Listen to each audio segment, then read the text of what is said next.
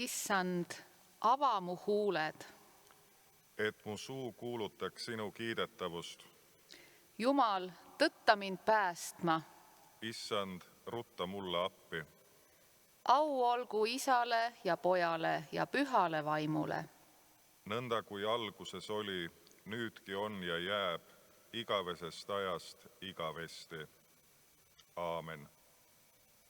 Vasta mulle, Issand, sest hea on sinu heldus.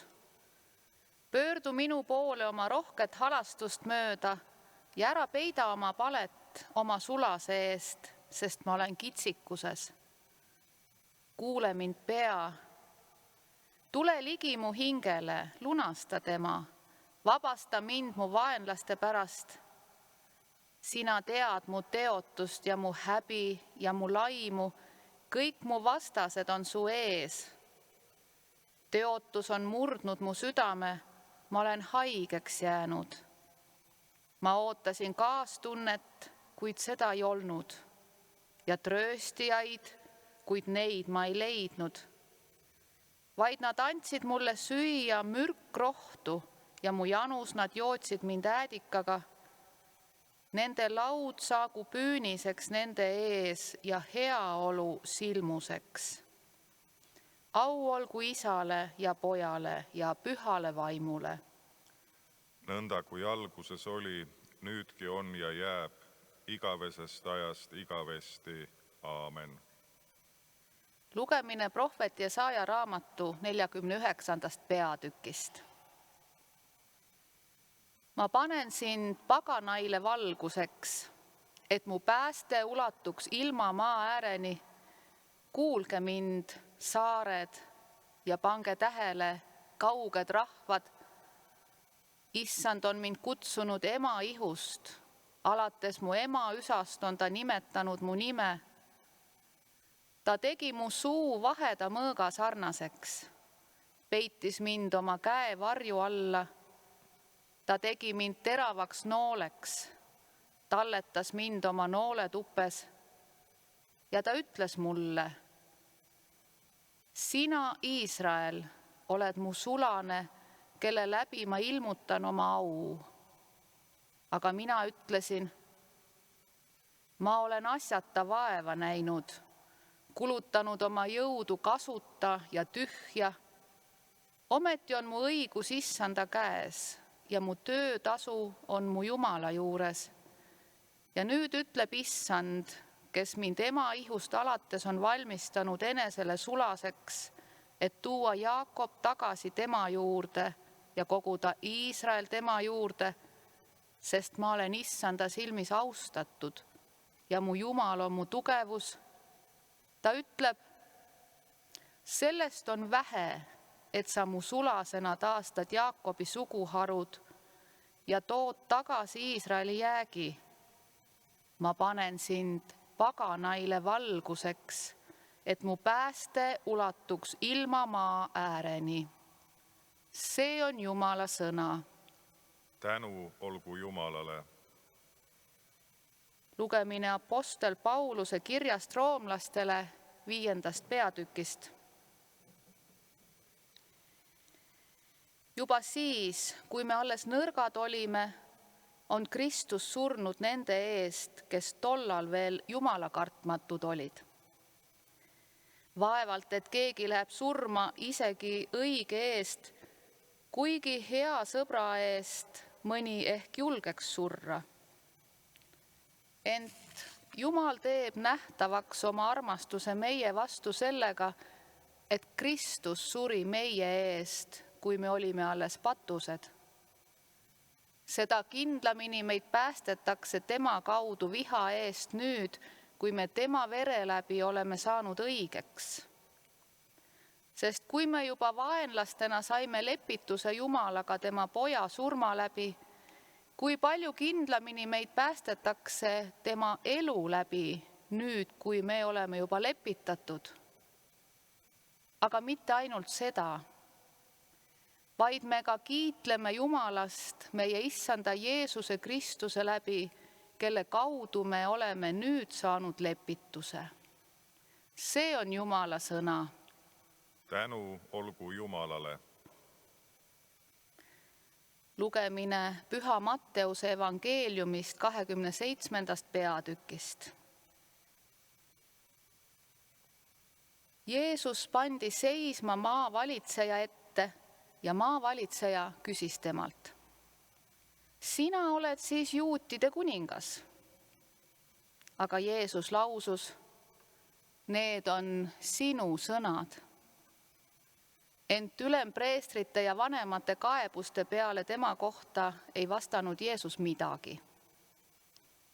Siis ütles Pilaatus talle: "Kas sa ei kuule, mida kõike nad sinu vastu tunnistavad?" Tema ei vastanud talle selle peale ainsatki sõna, nõnda et maavalitseja pani seda väga imeks. Maavalitsejal oli aga tava vastu pühi lasta vabaks üks vang, keda rahva hulk tahtis. Tollal oli vangide seas Barrabase nimeline kurikuulus mees. Kui nad nüüd koos olid, küsis Pilaatus neilt: "Kumma te tahate, et ma lasen teile vabaks? Kas Barrabase või Messiaks nimetatud Jeesuse?" Ta ju teadis, et nad olid Jeesuse kadeduse pärast tema kätte andnud. Aga kui Pilaatus istus kohtujärjel, saatis ta naine talle sõna: "Ärgu olgu sul midagi tegemist selle õigega, sest ma olen täna öösel unenäos tema pärast palju kannatanud." Ülempreestrid ja vanemad keelitasid aga rahva hulki, et need nõuaksid Barrabast, Jeesuse aga laseksid hukata. Maavalitseja küsis veel kord: "Kumma neist kahest te tahate, et ma vabaks laseksin?" Nemad vastasid: "Barrabase." Pilaatus küsis neilt: "Mis ma siis pean tegema Jeesusega, keda nimetatakse Messiaks?" Nad kõik ütlesid: "Löödagu risti." Aga tema lausus: "Miks siis? Mis halba ta on siis teinud?" Rahva hulk karjus aga veel valjemini: "Löödagu risti."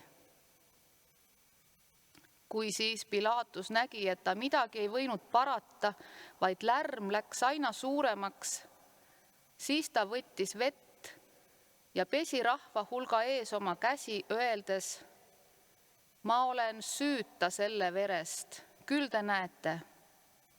Ja kogu rahvas kostis talle: "Tema veri tulgu meie ja meie laste peale." Siis ta laskis neile vabaks Barrabase, Jeesust aga laskis piitsutada ja andis ta risti lüüa. Siis võtsid maavalitseja sõdurid Jeesuse kaasa kohtukotta ja kogusid tema kallale terve väesalga.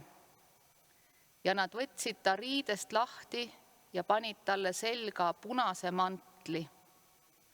Ja punutud kibuvitstest pärja panid selle talle pähe ja pillirooda paremasse kätte ja tema ette põlvili heites teotasid teda: "Tervist, juutide kuningas!"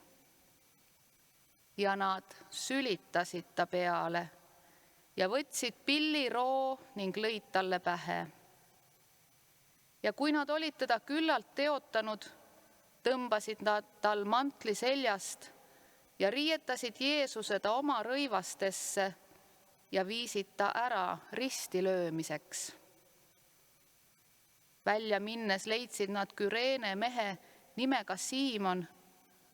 Seda nad sundisid kandma Jeesuse risti. See on püha evangeelium.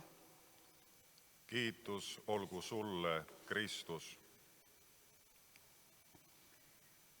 Mõeldes tänasel päeval Jeesuse üle kohtumõistmisele, tasub meil analüüsida ka enese tegemisi. Tasub mõelda oma käitumisele. Mõelgem, kui sageli meiegi mõistame teiste inimeste üle kohut. Kui lihtsalt tulevad teinekord üle huulte hukkamõistvad sõnad, me arvustame teiste otsuseid, pidades eneste arvamusi ainuõigeteks, kuid mitte ainult inimestega ei käitu me nii. Ei ole ju harv seegi, kui heidame Jumalale tema tegemisi või tegemata jätmisi ette, kui süüdistame teda meie arvates mitte õigesti või meie tahte järgi talitamises. Kui tihti me eeldame, et kõik siin elus peaks juhtuma täpselt meie arusaama, meie arvamuste kohaselt. Nii oleme igapäevaselt kohtumõistjateks ja jääb üle vaid Jumalalt armu paluda, et tema meie süükoormat vähendaks. Ja me palvetame. Issand Jeesus Kristus, me täname ja austame sind selle eest, et sa oled käinud kannatusteed ja et sa oled oma surmaga avanud meile tee Isa juurde. Nüüd võime meie käia oma surmateed lootuses võita sinu armu toel kiusatused ja kannatused ning minna sinu jälgedes läbi surma kitsa värava, minna üles tõusmisesse, kus näeme sinu kirkust. Kuule meid, kes sa koos Isaga püha vaimu ühtsuses elad ja valitsed igavesest ajast igavesti. Ja palvetagem üheskoos nõnda, nagu meie õnnistegija Jeesus Kristus ise on õpetanud. Meie Isa, kes sa oled taevas, pühitsetud olgu sinu nimi, sinu riik tulgu, sinu tahtmine sündigu, nagu taevas, nõnda ka maa peal. Meie igapäevast leiba anna meile täna päev ja anna meile andeks meie võlad, nagu meiegi andeks anname oma võlglastele. Ja ära saada meid kiusatusse, vaid päästa meid ära kurjast, sest sinu päralt on riik ja vägi ja au igavesti. Aamen. Ülistagem Issandat. Tänu olgu Jumalale. Issand, õnnistagu meid, hoidku meid kõigest kurjast ja juhtigu igavesse ellu. Aamen.